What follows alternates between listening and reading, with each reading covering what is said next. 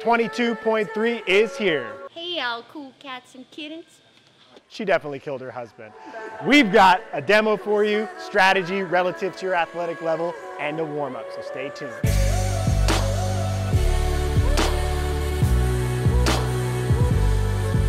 I wanted sub 5.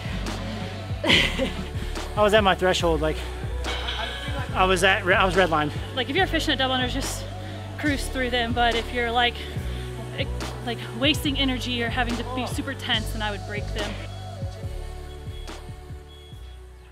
And the last battle. We have begun. All right, 21 pull-ups. We were talking about this before we got on camera, but pull-ups are really hard. Yeah. I always do chest to bars. Yeah. Although I think that the normal kipping pull-up is substantially easier than a chest to bar pull-up. For sure. So you can see both of them are breaking these up. I think for most people, this actually makes sense. The biggest separator on this workout is going to be the bar muscle up. So if you know that you're going to get there and get chewed up if you go unbroken on the earlier sets, there's no reason to do that. Yeah, I mean, we see the elite athletes go and do these earlier sets unbroken, right, and get to the bar muscle ups, and even still it became a separator. Yes. But for intermediate RX level athletes, I think you could end up doing 2 bar muscle ups a minute and taking 5-6 minutes to go through 15. So it's definitely going to be the most amount of time there in the workout. We can talk about some different strategies for different levels of athletes, but one thing you did notice is that they all transition quickly to their rope, and they're going to transition relatively quickly from the rope to the thrusters. I think that makes sense. The double unders here are like inconsequential for the for elite RX. I feel like yes, for sure. Do you think for maybe intermediate it makes sense to think about breaking those? Or yeah, I think it just depends on how good your double unders are. There are some intermediate athletes that are actually really good at double unders. Like maybe me or you, we might want to break those because we're dying. But I think for most people, that's kind of the easiest part of the workout. And then think more about how to strategize with the thrusters and with the pulling gymnastics. Yeah. They also are breaking up their thrusters as well, which I don't think a lot of people thought about as an alternative. They're like, oh, it's light, I'm just going to do 21 unbroken. But you really got to think about the whole workout in like its full context. Yes. And I think taking what Mike is doing here, he took 1 break and split it in half, and it was maybe 3 or 4 seconds. If he gets to the bar muscle ups not redlined, which we'll see, but if he can do that, that is so worth it because you can save a lot more than 5 seconds in that set of bar muscle ups. Yeah, I mean, I could easily see, and you kind of alluded to this earlier, people taking 5 or 6 minutes on bar muscle ups. But if, again, you can save a couple of minutes because you're fresh going into that, it makes sense. Now, it's totally different for the elites. And you already mentioned this, but if you are an elite level athlete or someone that's trying to get like top 500 in the world, you're going to have to go really hard, really fast in this workout. That's every workout pretty much. It's not, much less strategy involved at that level because you just have to have the capacity to do all this stuff fast. Exactly. So Mike's broke into 2 sets again, and now he's going to the double unders. He's actually taking a couple breaths here, but I think that's, again, trying to just strategize going into the bar muscle up. So some ideas for intermediate athletes and then RX athletes. What do you think as far as, should they do 1 break, 2 breaks? How many should it be? So I think like both of them are basically straddle RX elite. Like they're games level team athletes, but the discrepancy between them and individuals is very, very high. I think this is kind of the approach that you should look to as an RX level athlete, is like maybe 1 or 2 breaks in either the gymnastics or on the barbell, or maybe 1 break on both, and really think about that set of 15 being the major separator. I'd say for males at the RX level, maybe doing 2 or 3 sets, and for females trying to get through it in somewhere between 3 and 5 on the bar muscle ups. Just on the bar muscle ups. That's really, I think, going to be the crux of the workout where most of the separation happens. Most of the separation for an elite is going to just be like transitions and being able to do things unbroken in bigger sets.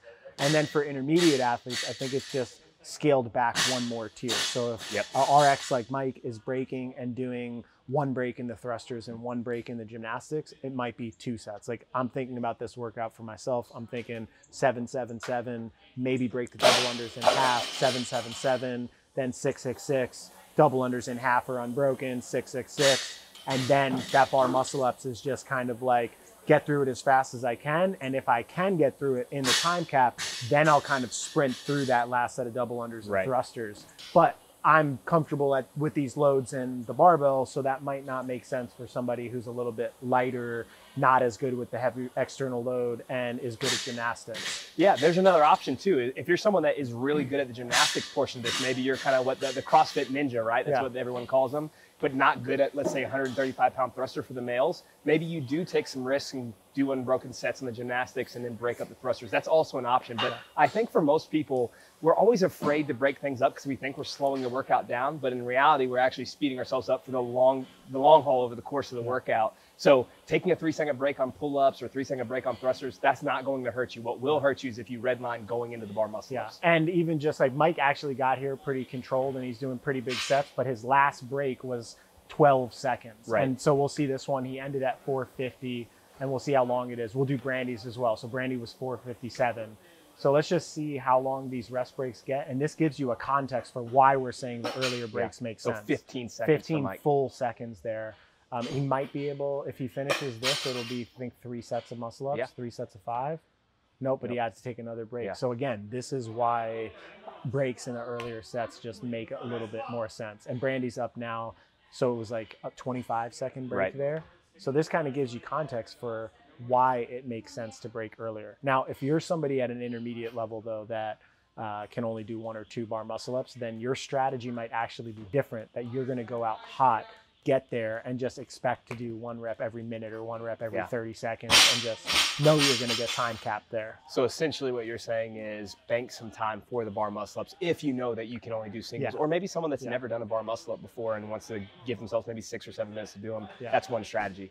And then this transition here, I think this last set of thrusters, it seems kind of inconsequential, but I think the transition to it actually does make a difference. Mike moves the barbell really well here, so he'll be finishing up.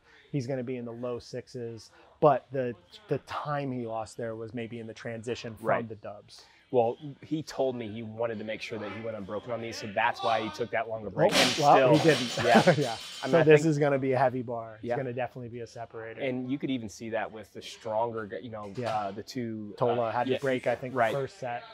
And we watched Noah do this before they went on, and even Noah looked like he was struggling a little bit towards the end. His was pretty fast. His was extremely fast, but the thruster still looked heavy, and he's really good at thrusters. So for most of us, it's going to be really challenging, and I would just have a break plan in your mind, even for the last set if you have to. But I would say take some risks. The one thing I will mention, this is something that you can repeat. So if you want to take a risk on the bar muscle ups or early on, you can go back on Monday or Sunday and retest this to see if you can get a better score. So Mike was 649. Now Brandy finished her double unders and she's got her hands on the bar, but we'll see how long. Her transition was still a little quicker. So we'll see if she can do this. And this is another thing. This girl's bar is only 85, which is different than normally 135, 95. I'm not entirely sure. This is probably going to rub Mia the wrong way because she's not happy about female weights not always being standardized.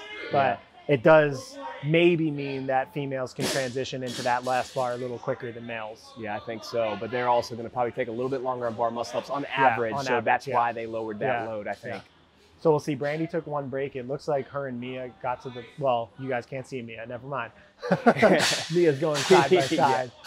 But they're both in the thrusters at the same time. Brandy finished 746. Really good job by Brandy. Brandy. Really solid. Different kind of CrossFit open workout than we're normally used to seeing, but let's go to the whiteboard. All right, so this workout, like usual, is going to be different depending on your athletic level. For intermediates, it's different than RX and different for elite. So let's jump in to intermediate athletes. First tip is to break early, and those breaks are going to be dictated relative to your athletic skill set. So that might mean if you're gymnastics limited, you're breaking up the gymnastics portions of this very early. If you're a barbell limited athlete where those thrusters are going to really start to take a toll on you, then breaking up the bar early. And if you're capacity limited, which means that you're probably not good at either of those, you're going to break up both. And that is okay, and you can still put up a pretty good score in this workout by breaking the thrusters, the pull-ups, maybe even breaking the double unders, because there's not that much time wasted with a break in the double under sets. Second would be run your race. So with some of these other workouts, it was easy to look at what the top 10% threshold was and then try to game your repeat to go after that time to try to get into that top 10%.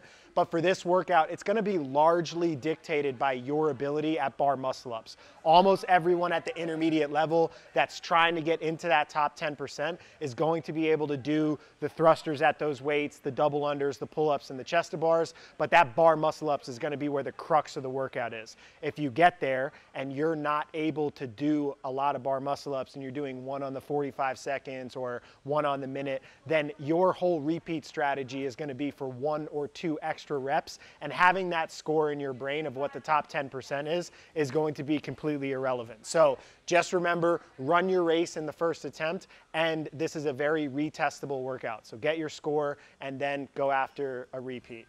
Second is RX. For RX, first things, bar muscle ups is going to be the major separator in this workout for RX athletes. Watching Mike and Brandy, it seems like somewhere between 3 and 5 sets is a reasonable target, maybe 2 sets for an RX level athlete, but that's really going to be where the workout is won and lost. The last barbell, though, is actually way more deceptive than you would think. Even though it's only 135 for men and 85, which doesn't seem to be the normal 135-95 split, that last barbell actually was way more challenging for both elite males and elite females watching it. So the transition to it can be a time that you potentially lose, and having to break up or even just slow the rep cadence. So just be aware that that last barbell is going to be heavy. There's not much you can really do about that. You'll have to make a decision in the moment as to whether you can go unbroken or not, but be aware that it's there and be prepared mentally for it to be challenging.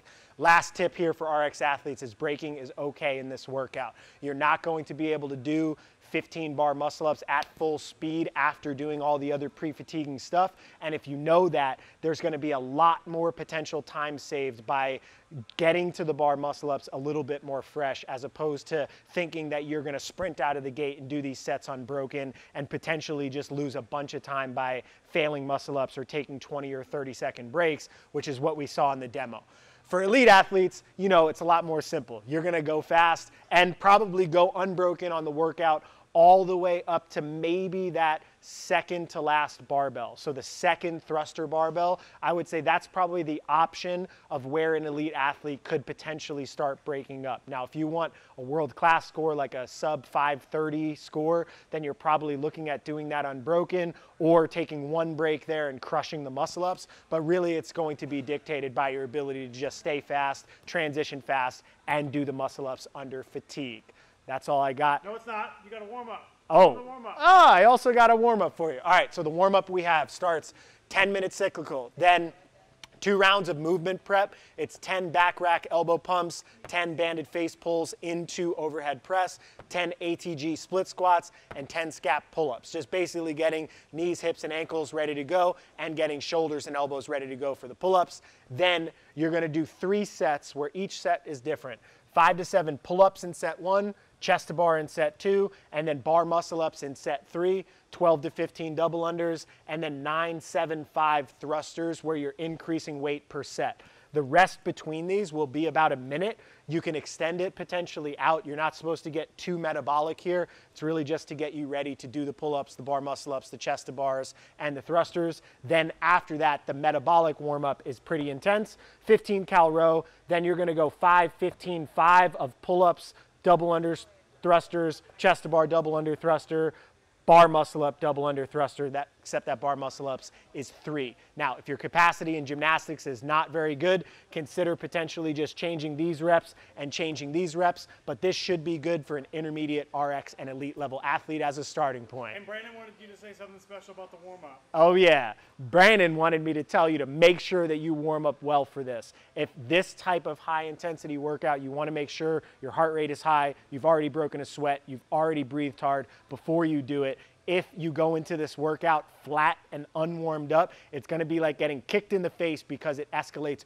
really quickly with the intensity of motion. So warm up well, use this as a guidepost, make your own up, do whatever you got to do, but warm up well or Brandon's coming for you. Fuck, I looked over and I was like, don't lose focus.